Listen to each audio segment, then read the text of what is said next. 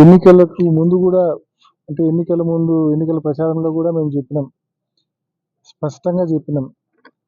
ఈ నియోజకవర్గంలో ముఖ్యంగా సింహాద్రిపురం మండలంలో, లింగాల మండలంలో చీనీ చెట్ల సాగు ఎక్కువగా ఉంది. చీనీ చెట్లు ఎక్కువగా మరి పురుగు పడడం వలన, ఫంగస్ వలన విపరీతంగా చెట్లు చనిపోతూ ఉన్నాయి.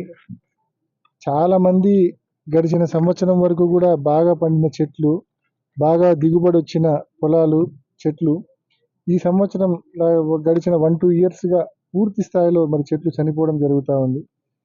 మరి దీనిపైన ఖచ్చితంగా గతంలో కూడా ఒక సైంటిస్ట్ బృందం వచ్చి స్టడీ చేసి ఒక నివేదిక ఇచ్చింది.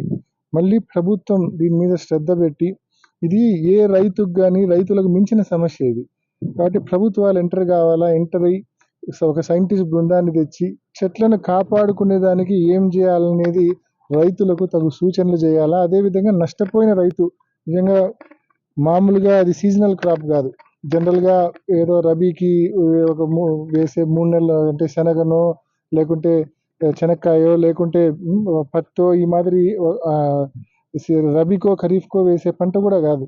4 ఏళ్ళు 5 ఏళ్ళు పిల్లోళ్ళని సాకితేనే 5వ సంవత్సరం నుంచి దిగుబడి వస్తాయి చీనీకాయలు అనేటివి.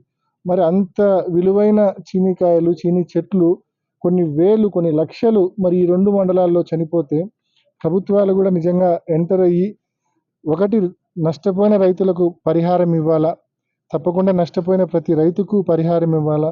రెండోది ఉన్న చెట్లను కాపాడుకునేదానికి తగిన సూచనలు రైతులకు ప్రభుత్వం సైంటిస్టులను ఏర్పాటు చేసి తగిన సూచనలు రైతులకు ఇవ్వాలని మనవి చేస్తా ఉన్నాం.